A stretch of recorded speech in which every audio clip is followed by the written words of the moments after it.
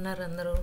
మనం ఇప్పుడు Nifty 22 Monday రోజున ఎలా బిహేవ్ చేస్తుంది అనే దాని గురించి మాట్లాడుకుందామండి. And previous last session Friday రోజు ఎలా బిహేవ్ చేసింది, మనం చెప్పుకున్న సపోర్ట్ అండ్ రెసిస్టెన్స్ దగ్గర ఎలా యాక్ట్ చేసింది అనే దాని గురించి మాట్లాడుకుందాము. అండ్ 22న మండే రోజున ఎలా ట్రేడింగ్ ప్లాన్స్ మనం సెట్ చేసుకోవాలి అనే దాని గురించి కూడా మాట్లాడుకుందాము. ఇప్పుడు ఫస్ట్ మనం ఫ్రైడే లాస్ట్ సెషన్ నిఫ్టీ ఎలా బిహేవ్ చేసిందో యాజ్ పర్ అవర్ అనాలిసిస్ చెప్తుందామండి. చూసారా, స్లైట్లీ గ్యాప్ అప్ ఓపెన్ అయింది. బిగ్ రెడ్ ఎలిఫెంట్ క్యాండిల్ని ఇది ఫామ్ చేసింది. చూసారా ఎంత బిగ్ క్యాండిల్. ఇది 5 minutes టైం ఫ్రేమ్లో నేను మీకు చూపిస్తున్నాను. ఇది ఫామ్ చేసింది అంటే అంటిల్ అన్లెస్ ఈ క్యాండిల్ని బ్రేక్ చేసేంత వరకు మనం కాల్ ఆప్షన్ బయింగ్ సైడ్ అసలు ఉండకూడదండి. దీన్ని బ్రేక్ చేస్తే దీని డౌన్ సైడ్ ఈ క్యాండిల్ డౌన్ గనక బ్రేక్ చేసింది అంటే ఈ క్లోజ్ని గనక బ్రేక్ చేస్తే అప్పుడు మనం మంచిగా పుట్ ఆప్షన్ సైడ్ ఉండొచ్చు. నేను మీకు చెప్పాను ఈ పివట్ దగ్గర బిగ్ రెడ్ క్యాండిల్ చూసారా, రెడ్ క్యాండిల్ని బ్రేక్ చేసి చిన్న పుల్ బ్యాక్ ఇచ్చుకుందండి. ఇచ్చుకొని ఇక్కడ సపోర్ట్ తీసుకొని దీన్ని బ్రేక్ చేసింది. ఇక్కడ మళ్ళీ చిన్న రీట్రేస్మెంట్, ఇక్కడ మిస్ అయిన వాళ్ళు ఈ సెకండ్ రీట్రేస్మెంట్లో మనము పుట్ ఆప్షన్ ప్లాన్ చేసుకోవచ్చు అండి బయ్యింగ్. చూసారా ఇక్కడ డోజీ క్యాండిల్ ఎంత బాగా, రిజెక్షన్ క్యాండిల్ ఎంత బాగా చూపించిందో. ఇదిగోండి, నేను ఎప్పుడు చెప్తాను, సపోర్ట్ దగ్గరైనా రెసిస్టెన్స్ దగ్గరైనా క్యాండిల్స్ ఇలా ఫామ్ చేసి ఇదర్ 5 క్యాండిల్స్ అవని 6, 7, 8 క్యాండిల్స్ అయినాయి, దాన్ని బ్రేక్ చేస్తుంది. దాన్ని బ్రేక్ చేసినప్పుడు మనకి చిన్న రీట్రేస్మెంట్ జరిగిద్ది. అప్పుడు మనము ఇక్కడ మిస్ అయిన వాళ్ళు ఇక్కడ మళ్ళీ అక్యుములేట్ చేయొచ్చండి. లేదు అంటే మళ్ళీ మీరు ఇంకా అక్యుములేట్ చేసుకోవచ్చు. ఇక్కడ పుట్ ఆప్షన్ సైడ్ అయినా అంతే, కాల్ ఆప్షన్ బయింగ్ సైడ్ అయినా అంతేనండి. చూసారా ఈ పివట్ దగ్గర, ఇది పివట్ బిగ్ రెడ్ ఎలిఫెంట్ క్యాండిల్ని బ్రేక్ చేసి ఈ పివట్ని బ్రేక్ చేసి చిన్న రీట్రేస్మెంట్ ఇచ్చి సెకండ్ టైం ఆప్షన్ ఇచ్చి ఇది చూసారా నాన్ స్టాప్ అండి. నాన్ స్టాప్గా మనం ఏదైతే చెప్పుకున్నామో సపోర్ట్గా యాక్ట్ చేస్తుందో 24,520 లెవెల్ దగ్గర మార్కెట్ క్లోజ్ అయిందండి ఫ్రైడే.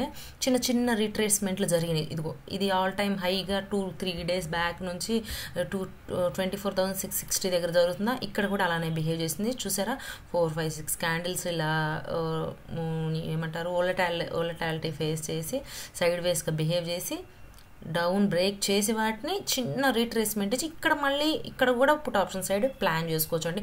ఎప్పుడైనా మార్కెట్ స్ట్రైట్ అవే డౌన్ సైడ్ అయినా స్ట్రైట్ అవే అప్ సైడ్ అయినా వెళ్ళదండి. చిన్న రీట్రేస్మెంట్లు ఇస్తూ ఉంటుంది. మీరు అవి ప్రాపర్గా చూసుకోవాలి. సో ఇక్కడ ఒకవేళ మార్కెట్ పైకి వెళ్ళొచ్చు కదా, మనం ఎట్లా పుట్ ఆప్షన్ బై చేయాలి ఎలా అంటారా, ఇక్కడ ఈ ఏదైతే ఈ రెసిస్టెన్స్ని బ్రేక్ చేసి ఇక్కడ ఫామ్ చేస్తుందండి. 4-5 క్యాండిల్స్ ఫామ్ చేసి వాటిని బ్రేక్ చేసినప్పుడు కాల్ ఆప్షన్ సైడ్ ఉండాలి. కానీ ఇక్కడ ఫామ్ చేయలేదు, చిన్న రీట్రేస్మెంట్ జరిగింది. మీకు చూసారా ఎంత ఇదిగా మనకి క్యాండిల్స్ కనిపిస్తున్నాయో. ఇదిగో విక్ ఇక్కడ చూసారా రిజెక్షన్ ఎలా చూపించిందో. ఇక్కడ అంతే బిగ్ విక్. మీకు ఎప్పుడైనా బాడీ కంటే విక్ ఎక్కువ ఉండాలండి, అక్కడ రిజెక్షన్ తెలిసిపోతుంది. అంటే ఎవరు ఎటు ఉన్నారనేది ఇక్కడ డోజీ చూపించింది. క్యాండిల్స్ జస్ట్ మీరు క్యాండిల్స్ని అబ్జర్వ్ చేస్తే చాలు, మార్కెట్ ఎటు వెళ్ళబోతుంది అనేది మనం ఏమంటారు పేషెన్సీగా ఉండి అబ్జర్వ్ చేస్తూ ఉంటే మనకు అర్థమైపోతుంది. చిన్న రీట్రేస్మెంట్లు జరిగి డైరెక్ట్గా చూసారా ఈ సపోర్ట్ దగ్గర క్లోజ్ అయింది. మనకి ఫ్రైడే నిఫ్టీ ఇట్లా బిహేవ్ చేసిందండి. ఇప్పుడు మార్కెట్ రేపు మండే రోజు ఎలా బిహేవ్ చేయొచ్చు అనే దాని గురించి మాట్లాడుకుందాం. నాకు తెలిసి అంటే నా అనాలిసిస్ ప్రకారం మోస్ట్లీ ప్రైజ్లో మొమెంటం ఎక్కువ ఉండకపోవచ్చు. 24,660 నుంచి 24,520 ఇన్ బిట్వీన్ ఈ మిడిల్లోనే సైడ్ వేస్ మార్కెట్గా ఉండొచ్చు అనుకుంటున్నాను. ఐదర్ అప్ సైడ్ ఈ జోన్ని మీరు మీ చార్ట్లో మీరు డ్రా చేసుకోండి. 24,660ని అండ్ 24,520ని. ఇన్ కేస్ దీన్ని గనక బ్రేక్ చేసింది అంటే అప్ సైడ్ వెళ్ళే అవకాశం ఉంది. దీన్ని కనుక బ్రేక్ చేసింది అంటే డౌన్ సైడ్ వెళ్ళే అవకాశం ఉందండి. సో మీరు మార్కెట్ జాగ్రత్తగా అబ్జర్వ్ చేయండి క్యాండిల్స్ని, ప్రైస్ మూమెంటమ్ని మండే రోజు.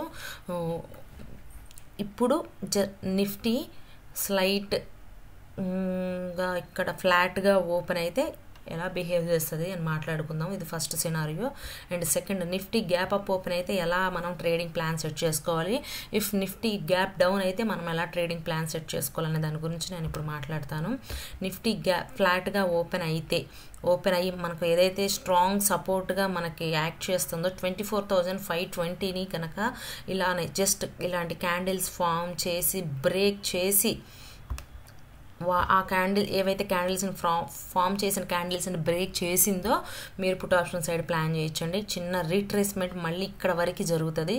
ఇలా ఫామ్ చేసి చిన్న రీట్రేస్మెంట్ ఇక్కడ జరిగి 2-3 క్యాండిల్స్ ఆర్ 2-3 క్యాండిల్స్ లేవు, ఇలాగ లేదు అంటే ఇట్లా చూపిస్తుంది అండి, మీకు క్యాండిల్ రిజెక్షన్ అనేది తెలుస్తుంది. అప్పుడు మీరు పుట్ ఆప్షన్ సైడ్ ప్లాన్ చేయొచ్చు.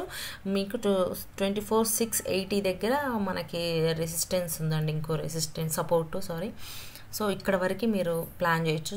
నిఫ్టీ డౌన్ అయితే మేబీ ఇది కూడా బ్రేక్ చేసింది అంటే మనకి ఇంకా చాలా ఫర్దర్ డౌన్ ఉంది. కానీ రేపు ఎంత ప్రైస్ మొమెంటం ఉంటుందని నేను ఎక్స్పెక్ట్ చేయట్లేదు. సో ఇప్పుడు Nifty gap down open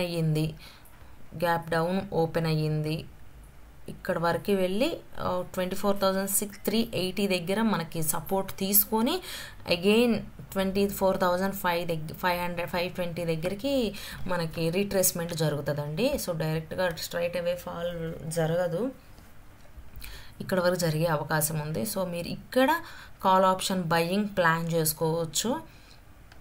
just in case Nifty slight gap up around ఇక్కడ గ్యాప్ అప్ అయ్యింది, ఇక్కడ గ్యాప్ అప్ అయ్యింది అనుకోలేదు, ఇక్కడ గ్యాప్ అప్ అయ్యింది అనుకుంటే మార్కెట్లో ఫస్ట్ క్యాండిల్ ఏదైతే ఫామ్ చేస్తుందో ఆ క్యాండిల్ని బ్రేక్ చేస్తూ ఎటు సైడ్ అయితే ఉందో మీరు అటు సైడే మీరు మీ ట్రేడింగ్ ప్లాన్ చేసుకోవాలి.